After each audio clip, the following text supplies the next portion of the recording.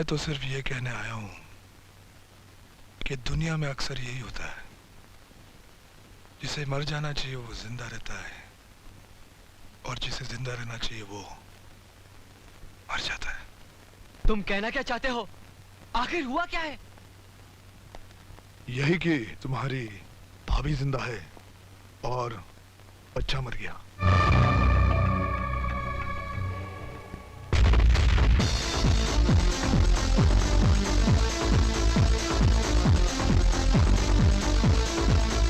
बंद करो।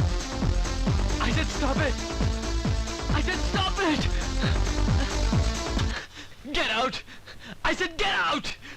Get out. Get out.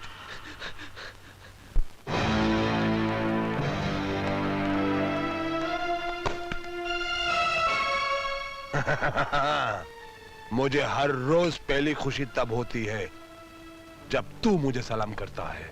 मैं कोशिश करूंगा कि आपको आखिरी खुशी भी मैं ही दूं। खुशी और तू? अरे जो खुद खुशी के मामले में कंगाल हो वो दूसरों को क्या खुशी देगा? हा? रात के अंधेरे में डूबा हुआ चांद रोशनी की भीख ज्यादा बांटता है। अरे उदासी में तो तू फिलोसोफर की तरह बातें कर रहा है। मैं उदास नहीं, परेशान हूं। मेरी बीवी की आंखों का ऑपरेशन होने वाला है। मेरा उसके पास रहना बहुत जरूरी है। नहीं, तुम्हारा मेरे साथ जाना बहुत जरूरी है। पब्लिक मीटिंग के अंदर इतनी पब्लिक होगी, पब्लिक का क्या भरोसा मुझ पर हमला कर दे, मुझे मार दे। अगर तुम्हारी पत्नी मर गई तो तुम दूसरी शादी कर सकते हो, लेकिन अगर मैं मारा गया तो इस देश को मेरे जैसा नेता कहां से मिलेगा? लेकिन फिर भी अगर तुम अपनी पत्नी के पास जाना चाहते हो तो जाओ, लेकिन जाने से पहले अपनी नौकरी से इस्तीफा दे दो। वक्त ने हमेशा मेरी कठिन परीक्षा ली है और कठिन परीक्षा में पास हो जाना मेरी बुरी आदत है। चलिए सर।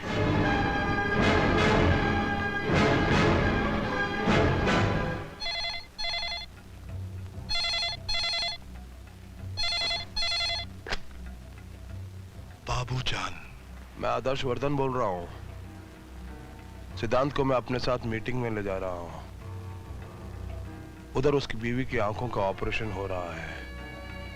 अच्छा मौका है, उसकी आंखों की रोशनी के साथ साथ उसकी जिंदगी की भी रोशनी बुझा दो।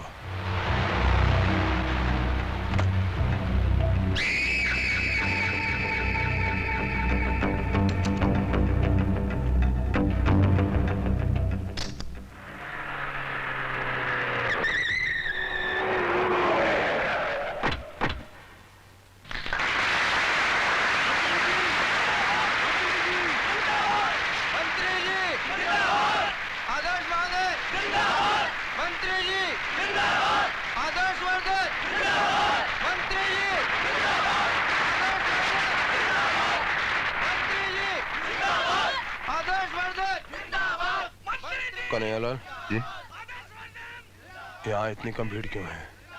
ये शास्त्री जी का इलाका है। आपको याद नहीं, पिछली बार इलेक्शन में आपको बहुत कम वोट मिले थे यहाँ से? हाँ? आज शास्त्री के इलाके में शास्त्री की इज्जत की अर्थी ना निकाली तो मेरा नाम भी आदर्श वर्धन नहीं।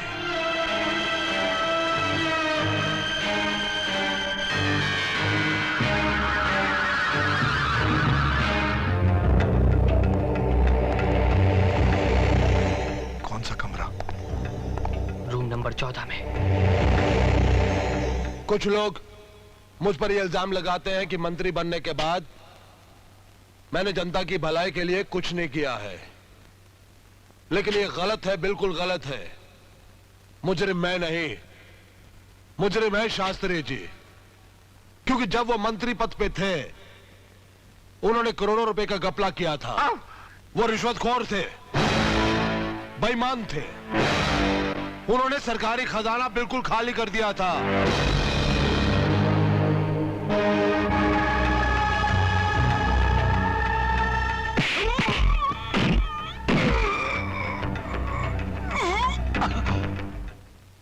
इंस्पेक्टर सिद्धांत।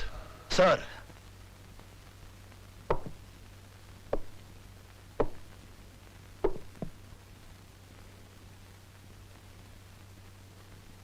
हमारा जूता लेकर आओ। वो सीढ़ी पे छूट गया है।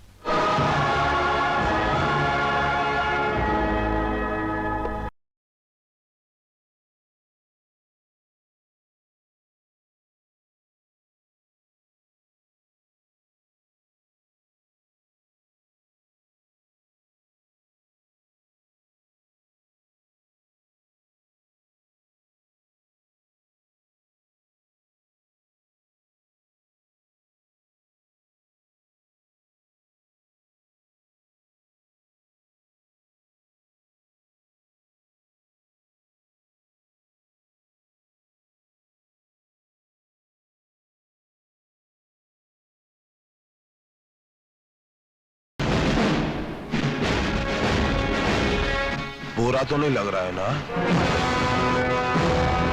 बुरा तो नहीं लग रहा है ना? बुरा तो नहीं लग रहा है ना?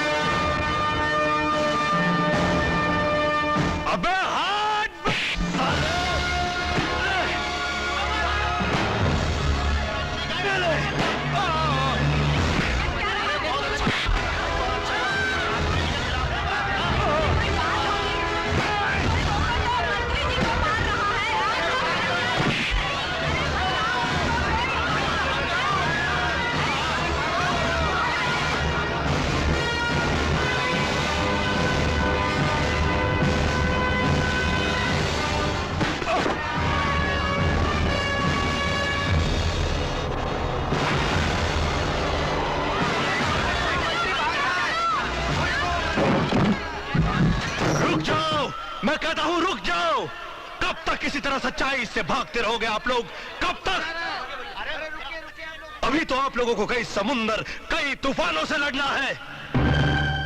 याद रखो, जो लोग वक्त की धारे में कागज की नाव की तरह बह जाते हैं, उन्हें एक मामूली सी लहर भी डुबा देती है। मैंने यहां पर कोई जुल्म नहीं, इंसाफ किया है, इंसाफ। मगर उस इंसाफ में जरा सी कमी रह गई। मुझे आदर्श वर्धन को उसके नए जूते से नहीं, बल्कि किसी गरीब की फटी पुरानी कील निकली हुई चप्पल से मारना चाहिए था। चप्पल से।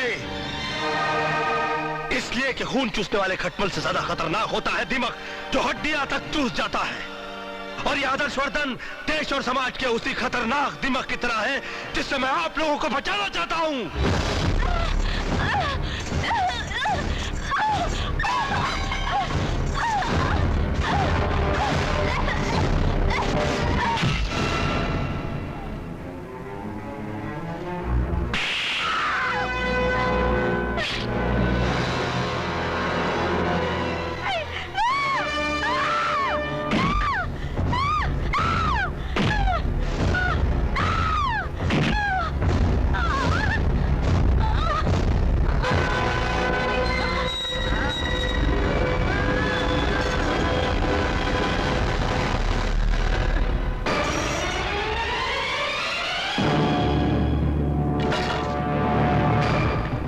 हर्षवर्धन जैसे नेता ने सिर्फ स्टेज पर नहीं बल्कि सारे देश में आग लगा रखी है। और ये आग की लपटें मुझे सच्चाई बोलने से रोक नहीं सकती। और सच्चाई ये है कि आदर्श वर्धन ने मिस्टर बाटलीवाला से 30 लाख रुपए लिए, उसे बियर फैक्ट्री का लाइसेंस देने के लिए। बिल्डर चौधरी से 1 करोड़ रुपए लिए, उसे काली चौकी की बस्ती जलाकर वहां पर 5 स्टार होटल बनाने के लिए। अब बातें मैंने आप लोगों को इसलिए बताई कि आप लोग जान जाएं कि गुंडों का रखेल कभी गरीबों का रखवाला नहीं बन सकता। अगर भी आप लोगों को लगता है कि मैं गलत हूं और आदर्श वर्धन सही है, तो ड्यू रिगार्ड्स टू ऑल, मैं ये वर्दी हंसते हंसते उतारने के लिए तैयार हूं। जय